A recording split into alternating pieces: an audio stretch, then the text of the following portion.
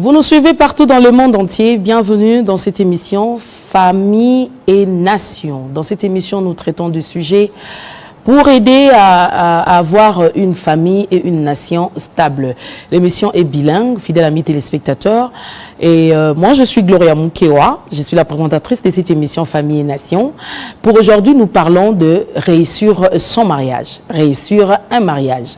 Qu'est-ce qu'une femme doit faire? C'est que la femme leader est censée connaître, c'est que la femme leader est censée savoir pour réussir un mariage ou encore réussir son mariage. Alors, dans cette émission, je n'ai toujours pas été seule. Ceux qui ont suivi notre précédente émission, vous avez vraiment apprécié. Merci pour vos messages, merci pour vos réactions, merci pour l'attention que vous avez particulière par rapport à cette émission Famille et Nation, par rapport à nos thématiques aussi. Alors, j'ai notre consultante de cette émission, elle s'appelle Pasteur Myriam Changala. Elle est visionnaire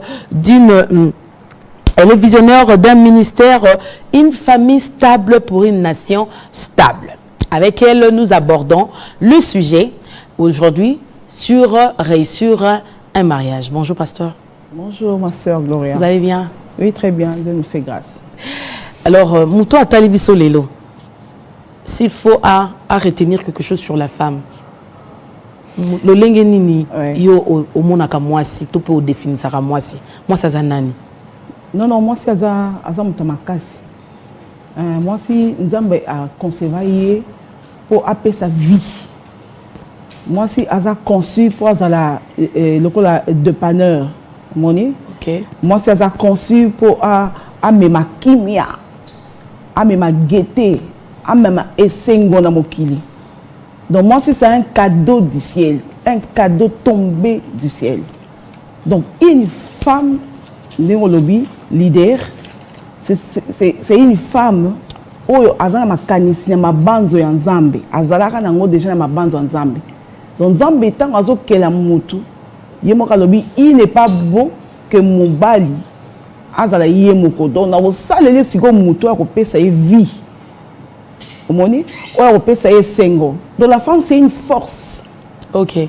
Na kota la basi ya lelo, est-ce que moi si lelo azo comprendre kaza force, aza mosungi, azali oyo aza na pensa Nzambe, parce que qui dit femme leader aujourd'hui, c'est une femme qui s'oppose à l'homme. Non. Et mingi bazoyi bate, lelo ndo lobi na lelo ezo pesa participer mawa. Komona ke moi si atiki makambo yo Nzamba pesa ye, abimi nango, omoni lelo akomoluka ba parité. Pendant qu'Azane nango, Koutaza nango leka parité. Et moi si Aza force qu'on leka koutou parité. Comment ça? Oui, parce qu'elle a été conçue par Dieu. Na biloko yo, mobali Aza nango te. Moi si Aza na matrice, Aza na machine à tambola nango na nzoto na ye. Oyo azo pe sa vie et puis on peut s'en en vitesse. On peut s'en chaque jour, chaque minute, chaque sorte longue aucun ba maman imo, aucun ba au moins moi si a pe sa vie. Ok, na l'école, au moins la maman zoya otika moi na ye, nzela zo pe sa vie. Donc moi ça m'a cassé. Donc malheureusement, ce qu'on constate, eza azomiye bate o aza. Ça c'est un regret. Azomiye bate, pourquoi Seigneur l'a placé là? Le ko ye moko nano azomiye bate, mobali pe na tourna ye, alandika le colonel ndenge moi ça azomiye bate. A comme le connaît comment on est le pamba, comment on est commis marginalisé, commis marginalisé, commis le connaît étiquette. OK. Comme le connaît un passe-temps, bazio ka basaleli akei. C'est pendant que na pensé en Zambé. Asaki mutumunene. C'est une femme visionnaire. La femme doit voir de loin pour agir les lots. OK. Donc nous avons pensé que biloko on a nion surtout pour asunga. Ça veut dire que moi si le loisir a crise d'identité. Voilà. Or et c'est trop dangereux parce que la parole dit à Osée 4:6, mon peuple est péri parce qu'il lui manque la connaissance. Crise d'identité, on est ça kozanga pe connaissance, kozanga o koyeba o yoza. Si qu'on a parti be balobi, puisque tu as rejeté la connaissance, je te jetterai du sacerdoce. Donc moi si la plupart, pendant le bagnon, tout est pas mon souci à ma lame ou baza, au bamiyebi, yaya baza. Mais mingi, baza au bamiyebite. Alors, le kolo yebite, o yebite o yoza. Donc, le beau connaissance, le beau apprendre paix. Je te jette du sacerdoce. Or, quand Dieu te jette du sacerdoce, c'est pur, c'est parti. Ça dit, bah, découronner yo, bah, longo yo couronne à moutou. Parce que aux ça vite. C'est quoi, bah, élément nini, oh, ce qui te tali na vie à moi si. Tout le monde a que moi si, oh, aza sous la couronne, moi si, oh, aza déjà rejeté, moi si, à longue. Avant de côté, pendant le sujet, na biso alelo. Non, non, rien que l'introduction là. Au moins, on a déjà, aza biloba loba, aza na faiblesse. Elle est emportée à tout vent. Elle est emportée et pourtant elle est particulière. Il y a donc il y a tout il y a qu'on nous karaté la souffrance à libal et qu'on n'ingisa été. Non. Et n'ingisa n'est parce que il y a ma pessier ma doté na pouvoir na force na capacité pour à maîtriser libala. C'est quoi n'ingisa c'est comment n'ingisa. Mais bah avocat bazo ibsabso balobi na sur 100% il y a ba demande il y a ba divorce 90 pour ne pas être très dur, mais je crois qu'ils ont 80%, pour ne pas dire 90%, ce sont des femmes de Bao qui sont divorce. Ça veut dire quoi, pasteur Myriam? Non. Ce qui va au c'est une erreur. Parce que, quand le but est, la connaissance, ils ont rejeté la connaissance. Or, quand on rejette la connaissance que Dieu a donnée, Dieu rejette la personne. Nous avons appelé ma coquille aux Zala et Sikawana. Parce que la femme, c'est qui? La femme est tirée, elle est venue pour une mission. Elle a été tirée dans l'homme. Or, ce qu'on a tiré dans l'homme, c'est-à-dire, au yébi postologie na yo, au yébi pourquoi j'existe. Au yébi même que, on est dans mon kilinaye au sanini. Il faut y avoir ma connaissance, on a yéba. Na walking à kaboté. Donc, dans un lot qu'on a eu au sala. Au moni? Dans l'histoire, tu as une introduction, kaka, non? Na kati introduction, non, lingato, aspect de l'olengi à maman moko, oyo, azala, vraiment à yeba, et l'autre à yarosa na moki. Nani? Marie, maman Marie. Ok. Oui. Marie à Bible. Marie à Bible. Oh, maman Yesu. Maman Yesu. Ok. Na Jean 2, bazo beta l'histoire a fait à Cana. Premier miracle. Oh Yesu a salaki. Avant le miracle, avant bandosa makambunaye na mokili. Mais moi na moi si mon kona kombo ya Marie. A précédent miracle wana. A sala ndenge nini pa koma wana. Ba bengi na fête. Mais elle se retrouve na Yesu pe moi ani ba bengi na ba yekoli na ba tabakonzi ba donc elle était invitée. Mais elle remarque que manque moko ya 20 ans. Omoni, tant a remarqué qu'il y a un manque, a bundi maman a bimi a réflexe na yé a tali Yesu. Abi muto yo ah koko bongi ça fait toyo eza muto. Pourquoi? Parce que Aïsaïe qui n'a connaissance ya Yesu. Aïsaïe qui n'a connaissance depuis ndenge ange ayaka ko ebisaye. Tu as trouvé grâce. Au robot à moi na mobile. A rozalo quoi en bas na nyos touté. Asa différent. Omoni, asa déjà na connaissance ya makambo ayeli na mokili. Donc na fait wana amilobi que eza hasard c'est que je me retrouve là. Ceux qui n'a bimi ba koko benga ngate ba koko benga kaka faiseur de miracles. Ba koko benga ka maître. Mais ceux ba benginga c'est que naza loko na rosa aw. Donc une femme révélée, une femme leader, asa muto ayebi pourquoi Dieu l'a conçu, Dieu l'a mis là.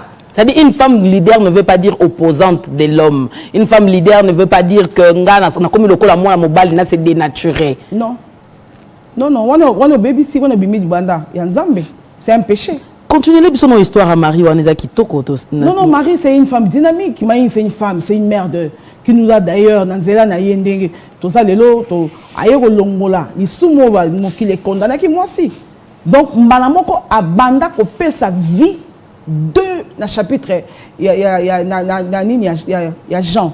Balobi er a côté na fait a remarqué que Massango va servir bateau et ça est ma bé. Et puis de deux a remarqué que Sili. Et de trois elle s'élève. Elle s'élève pour aller où? Pas retourner à la famille parce qu'il y a un manque, non. Pas aller voir les oncles maternels, paternels parce qu'il y a un manque, non. Elle a senti qu'il y a un manque, a directement tourné les regards vers Jésus parce qu'il y a dit qu'il y a Yesu bikamo isama awa. Pour moi, non, moi, non, aza mobali, ngam na yebi mobali. Aza la connaissance, ya makambo ange ya ebisaki. Donc, ce que prend ma base, na kata libala, bana connaissance à mobali, o ba balate. Non. Parce que ce qu'on a une vision ya mobali na yo, oko kende nango, oko zala, penza wana par rapport au aider na vision au mobali, au nzamba pesi mobali na yo. Tu vois? Parce que le miracle n'était pas là, il y a un manque, mais tu verras que cette femme, elle a agi à temps. Tu vois? Elle a changé l'atmosphère, il a fait à temps. C'était une femme. Mais cependant, il y avait aussi les disciples qui n'ont pas remarqué. Il y avait lui-même Jésus qui n'a même pas remarqué. La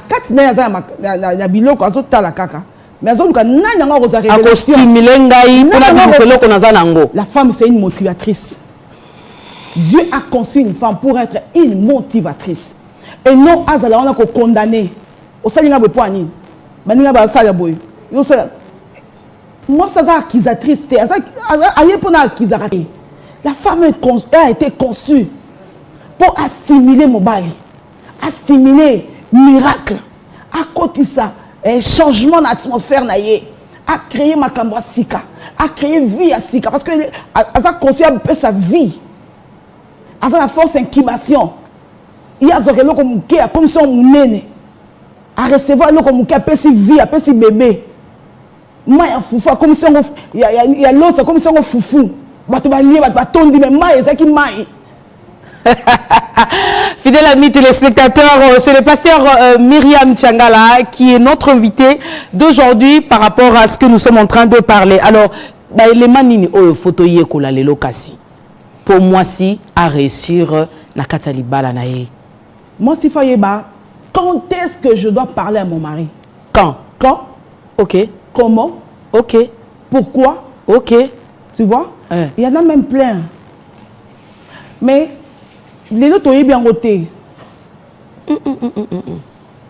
Oye ko aider, yo ye jijité. Il faut oye ba quand est-ce que je dois parler? On ne parle pas à un mari comme si on parle à un enfant. Non. Ah ça j'aime. Esther, elle avait compris. Si on peut nous donner Ruth chapitre 3 du 4e au 8e verset. Vous allez continuer à la maison. Moi, je vais lire pour vous ici. Et quand il ira se coucher, observe le lieu où il se couche. Ensuite, va, découvre ses pieds et couche-toi. Il te dira lui-même ce que tu as à faire. Elle lui répondit, je ferai tout ce que tu as dit. Elle descendit à l'air et fit tout ce qu'avait ordonné sa belle-mère. Boaz mangea et but, et son cœur était joyeux. Il alla se coucher à l'extrémité d'un tas de gerbes. Ruth vint alors tout doucement, découvrit ses pieds et se coucha. Au milieu de la nuit, cet homme eut une frayeur. Il se pencha et voici une femme était couchée à ses pieds. Très bien. On est dans la Bible. C'est-à-dire qu'une femme qui est venue aider son mari, elle a un réflexe pour un but. Une introduction. D'abord, Ayeba, quand dans solo là, nga na moisi asa conçu asa na multi multitâche mais mon bal asa na réflexion au monde tous déjà deux personnes différentes mais ba wute sika moko avec de deux rôles différents ba j'arrive à féminin na masculin to kabona na biloko mo amike donc mon bal asa na réflexion parce que l'homme réfléchit. Et la femme est dans le multitâche. Si quand vous yosa moi si ya kingani, okoyate na lo lenge moko lo kwa batunion son non. Parce que yondo oza na instinct wana. Il y a réflexion na, ya koye bani na olo bana moment oyo. Quand, c'est-à-dire que quand tu viens pas commander. Tu viens avec des suggestions. La première des choses, la femme doit amener la suggestion. De deux, la proposition. Elle doit proposer.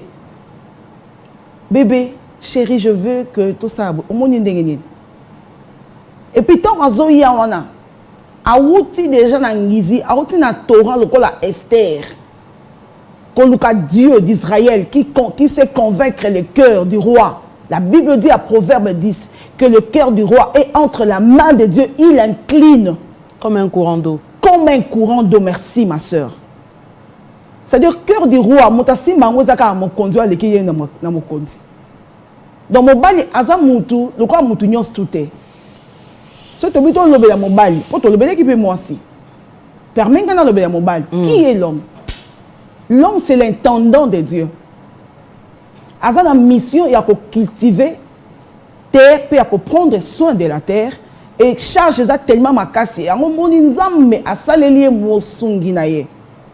O ya ko sungaye. O ya ko zalana ye. Et non o ya ko zala ko la juge. O banda ko fundaka. O banda ko sala makambo na modèle na yo. Wona oyebi vision na yo te, oyebi vision mobilité de 1 de 2 oyebi le lengi no ya ko yate na moment oyo ape oyebi ko sungaye. Oyebi ko sungaye pour akoma lobi mutu. Donc la femme est venue aider l'homme pour l'amener quelque part là où le Seigneur lui attend pour mobile appeler ça un résultat concret oyo asai na mokili. Si comme mobile est nous avons tourné dans le jardin, tu te rappelleras. Dans le jardin, Dieu d'Israël va poser la question à l'homme. Adam, où es-tu? Qu'est-ce que l'homme a répondu? La femme que tu m'as envoyée. Et les gens la femme que tu m'as envoyée. Elles sont là et sur qui? Ma baby saka entourage, ma baby saka atmosphère. Il faut y proposer. Naye ko apporter suggestion oyo. Chérie, comment tu trouves tout ça la ndenge nini ngana monaki tout ça la boye. Il faut pas que le temps à réfléchir. Mon bali pas on a besoin avant d'y mon copain na quoi na ye azo réfléchir. Ndako lobi ba olia nini. Na fin du mois faut na futa ndako. Nazo penser na bo mambongo muke pour na somata terrain. L'homme réfléchit. Et chaque fois, il y a quelqu'un qui a embrouillé la situation. Avec des mots qui ne clochent pas. Oh, ils ont vendu ils ont vendu ça, ma cambouté. C'est pendant que tu es belle, tu parles bien. Mais ça l'ango bien. Apporte quelque chose. Oh, il faut convaincre mon bal na yo. Azalape, ayo ko na kimia nyos. Ko ya ko imposer été. D'ailleurs, d'ailleurs, on changé nanga. Au moins, on a sali angoté, c'est la fin du mois. On a porté aux plaintes. Bon, il y a deux ans, bah, si on a bien moi, si on boy. So, on continue dans la Kisao. Tu vois, il y a des femmes comme ça. Là, tu n'aides pas. Là, tu n'aides pas. Toi, tu es venu juste pour nous dire que nous avons monaki. Nous avons ça boy, faut tout ça ande boy. Et puis le bango na temps ça na mère ya bien. Quand ça na mère ya bien. Et puis le bango peut hein na douceur. Mais pasteur, vous serez d'accord avec moi bandeko ba hôtel la bisope ba ozala d'accord, je pose la question à la place ya moi simo ko lo babi nga mobala za na tempérament ya kimiate, c'est-à-dire que tozara na dialogue apaisé té, même si lingo luka dialogue moko apaisé na ye azaka mutu mo ba tension tendue. Donc ozoyi baté quand comment donc oko pousse na pembe na quand bien même ozana ba motivation moko eza malamu. Au répondre ni na moi sandingwana. Maman akokaka même pas ko gérer atmosphère ya mobali na donc mobali naza nye. Non, tu sais il y a une chose hein. Là s'il y a Fandi moi ça sera 100 mètres. Il y a des hommes comme ça, il y a des couples qui vivent comme ça. Regarde. Des familles comme ça. Moi si aza doté na capacité moko ou ya ko changer atmosphère, on a ko changer loko wana. OK. Ça dit nza mapesa moi si instant ya ko créer aza na mo ya koloba aza na créer ka moi c'est chose créative. C'est-à-dire que ozo ya ko so mobile na yo. Si ko ta ka non ndengo lati. Tala bandelité l'introduction na yo. Yo mo ko mona déjà que finalité nango ezabitumba. Tala kaka donc on y a peine le côté. Yo ya ka le côté même pas une tasse du thé, il y a camomille, il y a thé moroboé, il y a tasse de chocolat chaud, un verre de jus. Parce que ils ont la base pour le quoi, Esther. Aïe, si mon condi, à Conti, aïe, la nouvelle a bien. Pourquoi à Otena Rolukanzambe? Là, déjà, elle est surnaturelle. Donc, à Bongoli, déjà, dans l'atmosphère, on est baby déjà dans Zambé. Et puis, quand on compte à mon konzabi, chérie, nous avons besoin de solo là. Mais à Ote, na lambaki, je fais un repas. Vous savez pas bien quoi? C'est-à-dire que quand il y a le connaître na zamba moko boité na foulou, ozo le connaître au baby ça une mère na yé, au panzanyoso pendant que ozo no mutamalamu, maman ça mutamalamu. Yo ya kanu bien. Mais ce qu'on y est barabati qu'on a tse, ba secret wana biso to pesa ngo. Elle en a biso na avenue Masikita numéro 2. OK. Wana nde ozwanga en face ngamoko, obenga na numéro est affiché en bas d'écran. Et baroyambanga ngamo na yamba na secrétaire te. Il faut na pesa o nzamba ibisinga na pesa na mokili. Il faut na pesa moi si eloko nini o nzambe. Parce que bazo la bazo ya belé kuna ministère na yo ya famille stable. Oui. Bazo ya parce que ba comprendre siko que to ba ko sala mabe. Ozo ya ko sona mobali na yo faut sona ndenge ni, faut lata ndenge ni parce que moi si faut ça charismatique, au boudé té. Mais nous avons mobile un peu sexy là. Parce que mobile avant d'accord na sexité non. Hein? Attends la préséance hein, biloko ezo banda avant makambo ya. Obongisi bien, oile moi jus, oile moi parfum. Oh ça j'aime. Tala basi Marie de Magdalena bande connaît, bazara misato. La femme doit être animée par l'amour. Et non par l'émotion, par la méchanceté, non. Ce n'est pas pour ça qu'elle a été créée. Bah, si on a mis ça tout, bah, une résolution que ça fait des jours, mon konzazate, bah, qui sentiment, bah, qui pense ça, et mon continent bango. Ça, c'est la femme. Bah, si qui mi bali, bah, bateau, bah, là, bah, qui bah, même ni bah, romate. Elles ne sont pas allées mèbre réduit, non. Elles ont apporté quelque chose. Bah, qui bah, romate. Ma soeur, il y a parfum, il y a tal aussi qui a romate, c'est qu'il y a parfum à jeter.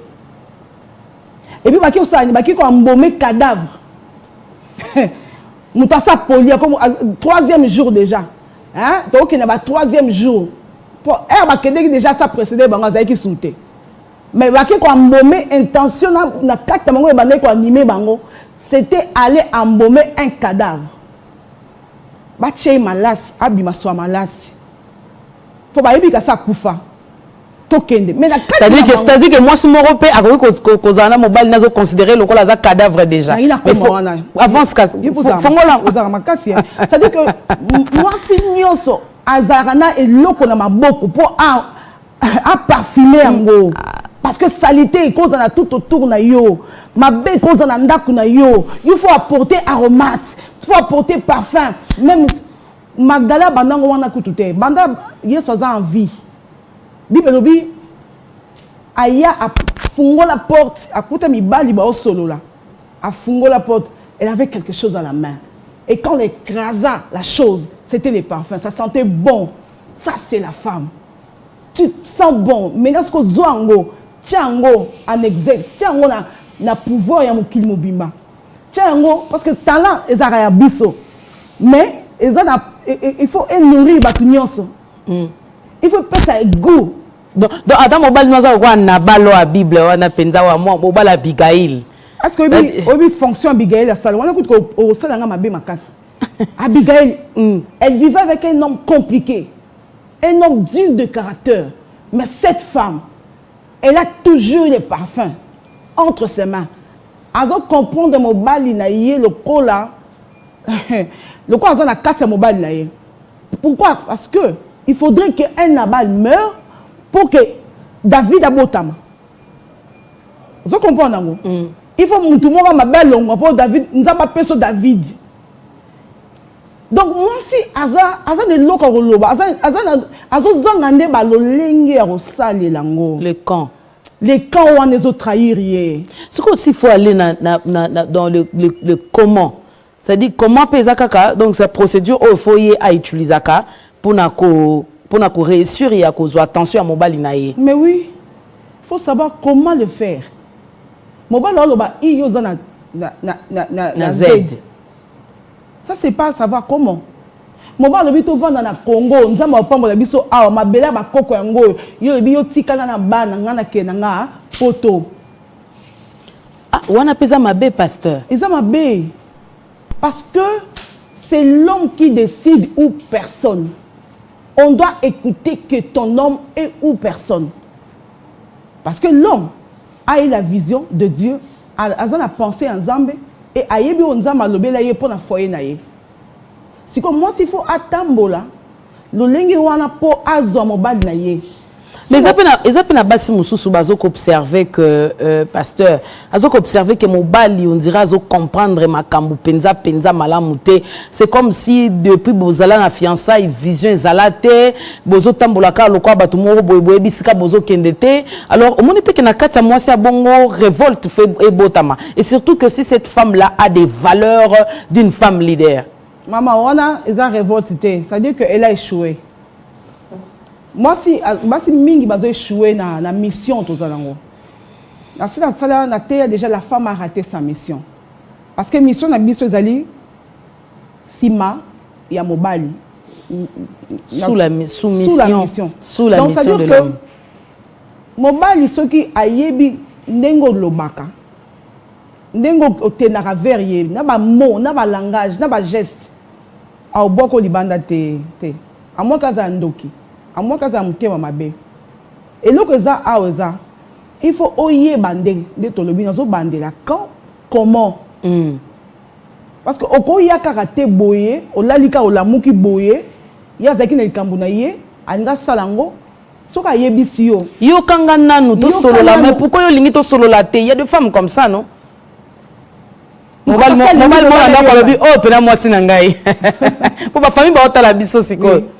Pourquoi? Parce que moi, c'est un ingika mobile yokai. Basolaka tout de suite, on dirait et là comment yambang mbang. Nous que ça la bon côté. OK. Et là qu'on y se zaka faut préparer en haut. O sona mobile no bona kanda bote ko sona. Au moni que mère ne zape bien té. Autant imsu ko gange la bana. Comment on y bo solaka à l'immédiat? Non. La femme est là pour na acha parfum. Kosola wanate okope sango ba jour tout comme okope sango ba mois il faut pas solo na état normal quand des athées c'est comme ça qu'on parle avec un mari comme zélate asilika comme un nerveux ndeyoya obandoko yebisaye d'ailleurs j'avais dit ceci jour wana ça qui me poigne pourquoi tu avais fait ceci comme si ozo gangela ye ce n'est pas un enfant na ki mobile na ye azo dégager pe esprit à lion donc azape na kat na ye de quoi ça chef aza lion pe azana arozosiko aspect na ya kilion et ako beta yo ako pourquoi yo lobaka ke mobali nanga abeta nga aza impoli alobela nga mabe atonga nga pa batu mais tala tiko tango nini oyo yo olobela ke ya bien nda beti yo osomona mutaye azo ba mobali na malamu mobali bando beta ye à moins qu'il soit un fou. Mais il y a des hommes comme ça, ils ont mis bali moko. Non, les hommes ne tapent pas pour taper, ma soeur. Excuse-moi de t'interrompre un peu. OK. Ils ne tapent pas pour taper. Ah ouais. Ça énerve parfois. Il y a toujours le moment où il stimule la carte. Stimuler, ça lui révolte et puis c'est kanda. Et le bébé, yo nanga toza basi. Tozo yebi makambo to lo ba bien parce que il nous arrive aussi parfois. Imaginez ngai parce que na mission na biso faut signer ba tout témoigner rapper aussi. OK. Ngai na kena ko des femmes bon on a faire une demande à banque na prêt moro na banque sans que mon mari ne sache. Au moins déjà on a yebi pourquoi te ngamo déjà na kena sali na zongi si boye après na ko informer ça m'a créé des problèmes. Mon bal a déjà prêt à reboire kanga libanda. Pourquoi? Parce que na qui ko informer, on n'informe pas au mari. On ne forme pas aux hommes. On propose. On demande la permission. On demande la permission. Chérie, s'il vous plaît, est-ce que tu ne vois pas que son azima mbongo au sabo? Maman na lingana kanabisara na kende. Mais ça peut pas mécénante. Yazaka non. Ayebi pourquoi le bi non? Parce que ma kamunzela, mutayebi nzela. Eza mobali. Omoni Naomi na Ruth. Mutayeba ki nzela ya Bethlehem, eza Naomi. Parce que Dieu avait parlé à Naomi que ma pezongi na Bethléem. Donc Ruth, avec une femme révélée, il y a renouvellement d'intelligence. Parce que, à mon avis, Naomi était le cas de surtout. À mon avis, Naomi le cas là. C'est puis de Jésus. À mon avis, le cas Saint-Esprit. Parce que, comment est-ce que tu as dit que Naomi? À l'anda Naomi, pour Naomi, il y a binzela. Donc, mi balinde ba yebinzela. Mon balignon surtout, ataza ki zengi, maman, ane loko loba. Si comme ma bé en bas ces années, moi ça tellement maillé les ming. La femme a affronté Dieu. Et moi c'est maintenant mécan zambi. Ça m'a bibo niete me allié. Yon azam mutu faut to recadre kaye amiyeba. Et puis ayeba loko ni fona sala na moment ni na quand na temps na heure. Comment est-ce que mon bal a le bi non yo le bi oui. Ça c'est une contre. On est comme si mon bal a le bi ko kende pa na binoto yo na sima mu kongone otikali quand même ko kendo zongi attend avant que mon bal yazonga déjà na musala. L'hypocrisie. Pasteur, ce qui n'est pas bien, ce qui n'est pas bon, ce qui n'est pas commode. Vous savez, mon bal a la charge ya batu na kat na ye. Quand nous avons dit ma lili wana ayebi makambo. Ma be ya basi zalaka ma ye le tellement ya ma be mingi. Ako benga mon bal le bébé mko moni ya za mbongo. Mko moni a commis directeur ou bien commis ministre, ou bien commis financier, ou bien commis comme benga bébé. Ça c'est la flatterie. On les a gamines parce que aux a gamines pourquoi? Parce que au luka qui était aussi sa erreur na ye abundane na ngoye moko akute na muninga mo batanga na ye asungie na vie. Tu vois? Donc dans notre état yo zala wana le quoi ni to zapete. C'est comme pas la bongo tant qu'on côté à continuer mutali bosso aboka za mwasi wana pour jouer rôle na bien même mo ba na destination na été. Donc esengeli basi to bunda. Tout ça la rôle na biso.